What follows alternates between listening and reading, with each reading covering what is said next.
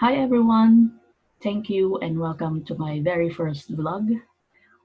Today I decided to select a topic that is very timely, and all Australians know that today is the much awaited AFL Grand Finals 2020. I'm privileged to have as my very first guest someone who knows AFL inside and out. He's been following this for how many decades? Many decades. He's known Yeah, games all and my life, pretty much, since 7 years of age. all right, since 7 years of Yeah. age. And Yep. he's also my life partner. I'd like to welcome you all to Mr. Carlos Salpietro. Thank you very much, Janet. Thanks for inviting me on this special occasion, Grand Final Day, 2020. All right. So as you know personally that I'm not into AFL, but history wise or statistics wise, player wise, obviously you know more than me. That's why I decided to bring you on Yep. board to have a preview of what we expect in tonight's clash between Richmond and Geelong. And as you can see on the screen, it's roughly 4 hours and 32 minutes before this match away Yeah, not will be yeah, started. not long to go. Not long to go. Not long So to go. first So question is obviously everyone knows that this is a very different year in terms of AFL in everything.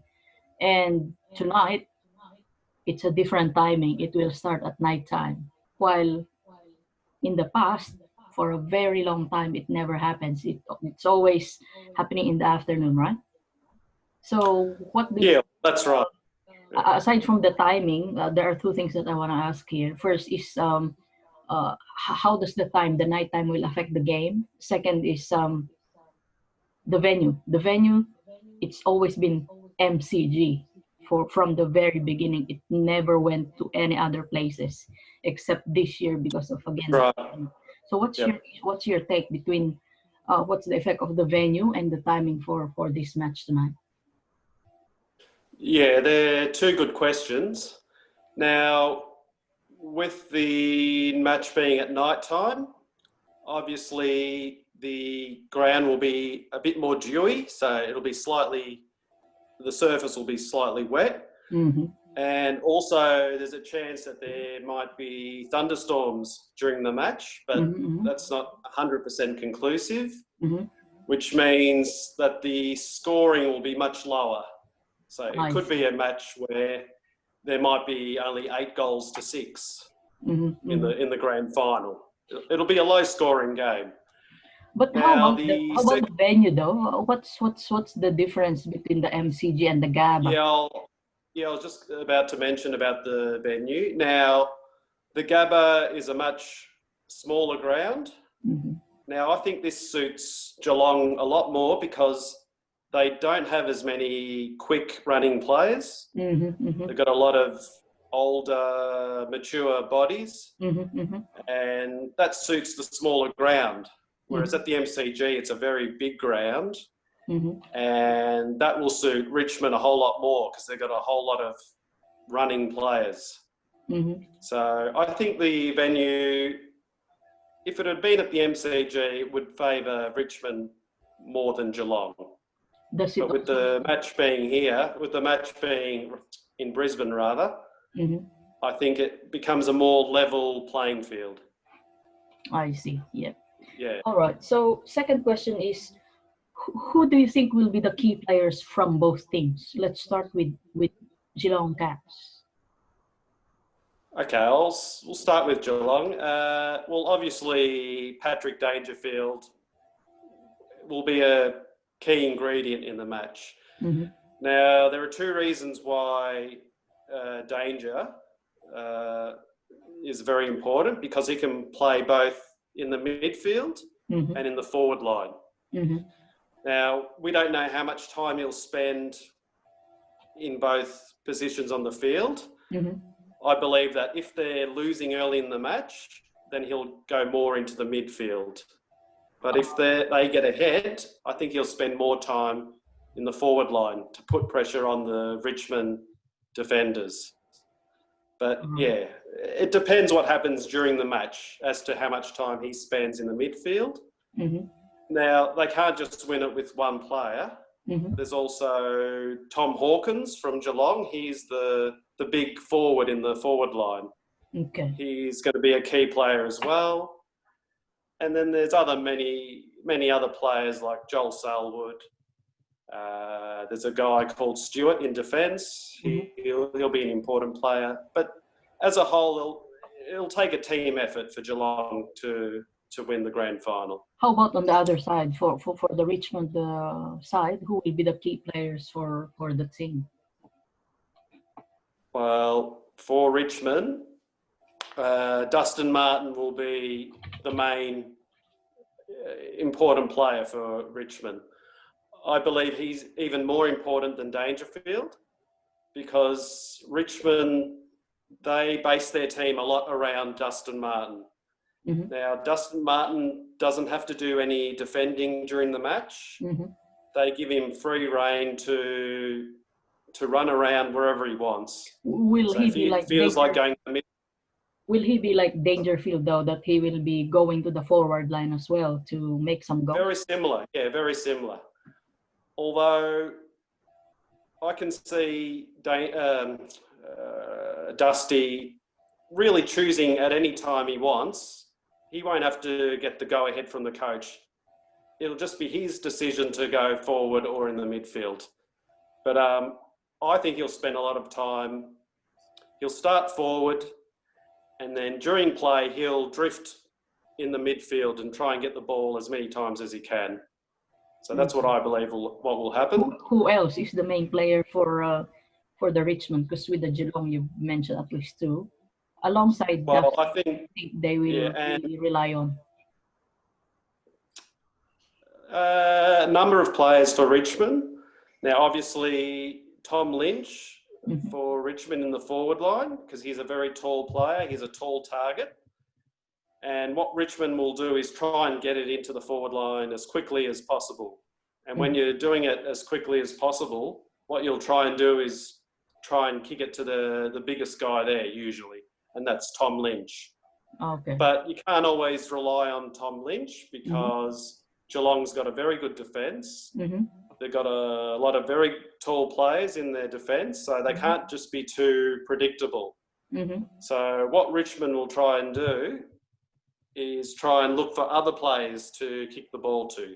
So you've got Castagna, Rioli, and then players like Shai Bolton. Look out for him, Shai Bolton. He could be a player who plays very well. Like not one of the star players, but he could be a player that springs up and kicks 2 or 3 goals. So look out for him. Okay. Speaking of Dustin Martin, who do you think are the candidates, strong candidates for the Norm Smith medal for tonight? So for those who doesn't know, Norm Smith, it's like in basketball, the MVP, the star player of the night. Yeah, that's right. It's awarded the best player for that night. So the key players, like I've mentioned, for Geelong, I think Dangerfield could be a potential Norm Smith medalist. Tom Hawkins, like I mentioned, if he can kick, he would probably have to kick 3 or 4 goals for him to win the medal. Other players for Geelong, maybe Joel Selwood, who plays in the midfield. The umpires do tend to favour him in a lot of, he'll get a lot of free kicks because he's always going for the ball. He's always his first intention is always for the ball, and umpires, not umpires, because it's not the umpires choosing this award. It's a media award, so they might choose Selwood. But they're the 3 players from Geelong. Oh. Now, quickly for Richmond, Dusty, like I mentioned, Shai Bolton, like I mentioned just before. And then there's Basher Hooley, who plays in the defence. Okay. He's a running player. He gets a lot of the ball. He reads the play really well. So he is another player who could win the Norm Smith medal tonight. All right.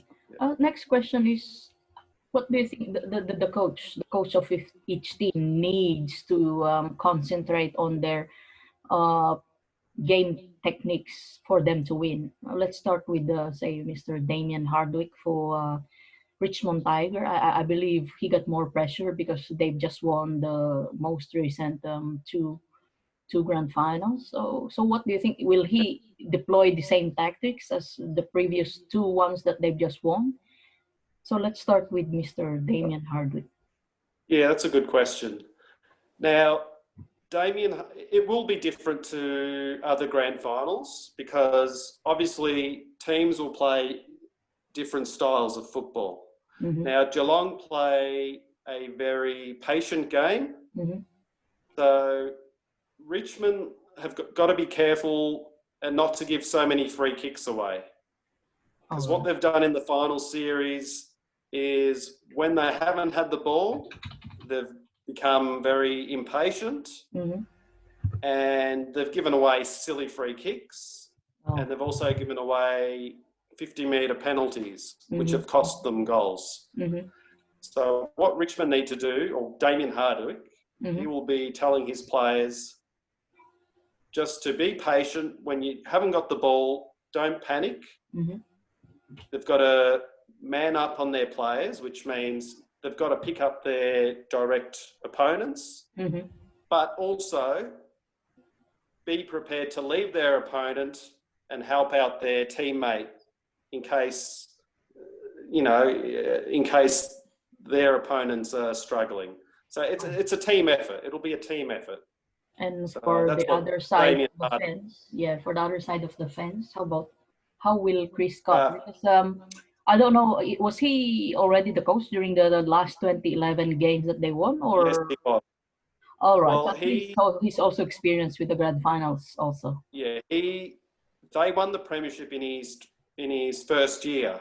Oh. In 2011, but a lot of the media have said perhaps he inherited a very good team, so that he hasn't been given the credit that he deserves. Now, in regards to tonight's game, Chris Scott will be telling his players to watch the Richmond running players because they're a lot quicker, and to make sure that they pick up their players as well. Because Richmond, they've got a lot of running players who just surge forward. So if Geelong have the ball and they lose it, Richmond will just race away with the ball and try and get it into their forward line very quickly. So Chris Scott will be telling him to be very disciplined. And because it's going to be a low-scoring game, every goal will count. Oh, yeah. So every goal it'll be almost worth 2 goals.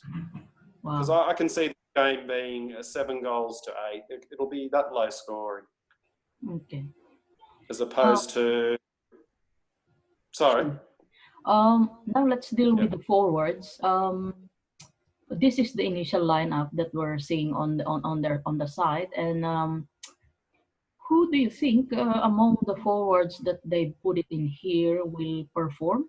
Because I'm assuming, say, Jack Rewald will be heavily guarded from the Tigers, and then Tom Hawkins will be heavily guarded from the opponent's side. So given this situation, who do you think needs to stand up from the other forwards that's being set here as the initial lineup? Yeah. In regards to Richmond, Jack Rewald is another player who needs to step up because Tom Lynch will be under a lot of pressure. He may be double teamed, which means that 2 players may go onto him at times. So what Jack Rewald needs to do is not hang around too close to Tom Lynch. He's got to sort of separate himself from Tom Lynch. And if he could do that, it'll be good for Richmond if he can do that and score 2 or 3 goals. And he is capable of doing that. He kicked, I believe, 4 or 5 goals in last year's grand final, and he could do it again. Oh, you know I what? think In, he's in ready. addition to your comment, I'm expecting it will be a breakthrough artist here. Will be Myers from if they win from the catch side. I think he's doing well with the preliminary finals last week, and I reckon they might Brian Myers they might put him a lot side by side with Tom Hawkins to do the side Well, kicking forwards. that's a very good, that's a very good point, because a lot of attention will be on Gary Ablett, who I didn't mention before, Mm-hmm. and I didn't mention him because this is going to be his last game. He used to get like 25, 30 possessions a game, kicks and handballs a game. Now he will be a burst player, so he'll have moments in the game where he will shine, but he'll have Richmond players guarding him, which means Actually, players like, yeah, like you mentioned, Myers could fly under the radar yes. and pop up And and get a lot of the and ball in the I forward think line. in fairness with Ablett, even if he's a he's not on his prime anymore. Last week he can still kick outside of 50, and it won't be surprising if he can do the same tonight. If he can do the same. Well, he can. That's if he is not guarded closely. But I believe he'll be guarded very closely, which will mean players like Dalhouse and Myers, they might fly under the radar and bob up with a couple of goals each. Sure. And And if, a couple of oh, sorry. last few questions. Because obviously GABA, Brisbane, it's not the home ground of both teams, and I think this will be a very neutral game tonight. Do you think there will be an issue with the umpiring here? Because obviously it's not a home ground for anyone. Yeah, that's a good question. I believe the umpires will make less decisions tonight. So if there's a 50-50 decision where they're not sure whether to call it a free kick or not, I believe they'll let things go a lot more tonight. Oh, I see. And especially if there is rain or storms, I believe they'll give even less free kicks away, the umpires. Sure, Yeah. sure. However, the risk with that is if it's very close late in the game, there could be a decision which they don't make where they should make a decision, if you know what I mean. Yeah. So, for instance, Geelong might have the ball in the forward line. There could be a contentious free kick that Geelong don't receive. All right. But I believe the umpires should umpire by the rules. All right. And what will be your expectations in tonight's game? For me, I'm expecting a really neck to neck and a close game, unlike in the past where one team leads with a very big gap straight away. I'm expecting from start to finish that it will be close because mainly Cats is a very experienced team, and I think they're more hungry for the win as compared to Tiger, where they just want to. So Yeah. it may not be. Plus, they're more pressured. However, I know that their players are younger and more fit. So I'm expecting a really good match tonight. How about you? What will be your expectation on tonight's game? Yeah, very, very similar sentiments there. I believe Geelong will win the game tonight. I think it'll be around the 2-goal mark, the difference. So like about 8 goals to 6. I think it'll be a very low scoring game, maybe 9 goals to 7, around that range. Yeah, I think once Geelong get to that 2 or 3 goal lead, I think they'll hold that for most of the night. Richmond will contest to the very end. What Geelong, I think, will do, they'll waste time a bit, like holding possession of the ball. So they'll do kick mark towards the last quarter. And by doing that, they eat up the clock. So it's time wasting, but it's legal. So they'll get that early lead and try and hold that for the whole night. All So right. I'm predicting about 12-point win by the So Geelong last, Football Club. last question is the loaded and much awaited question for the night. Who do you think will win? Yeah, Geelong. In one word, Geelong. Yeah. Just to And be you said, different, and you're sticking with Geelong, and you're sticking with Geelong. just to be not really different, but I still think that Richmond got the power. Cats get this experience, but I think Richmond got more the power and more aggressive in the ground in terms of tackling. I'm basing Oh, this on yep. just the last few games before this match, and I think they have more convincing win against Port before this match as compared to Geelong beating the Lions last week. Yes. Yeah, they did. And they had it was a very physical game, that one as well, against Port Adelaide, and they got over the line. So yeah, no, I won't be surprised if Richmond win, but if I had to choose one, it would be Geelong. I think Geelong are more equipped to win tonight. So, yep, Geelong. Thanks, Carl, for joining me. And I'm about Oh, to, can and I then give Noel Smith prediction? Can I? Yep. yeah, of course. Uh, if it's not, it could be Patrick Dangerfield. So make a note of that. All right, He's another player who could bob up and kick a couple of goals. all But right. he'll get a lot of the ball in midfield, Sam Menegola. Mm-hmm. So he's another player to look out for. Sure. Thanks, Carl. And I'm ending this on this note. Thank you very much for all the inputs, and we'll see tonight what happens. And I'm expecting a really good match.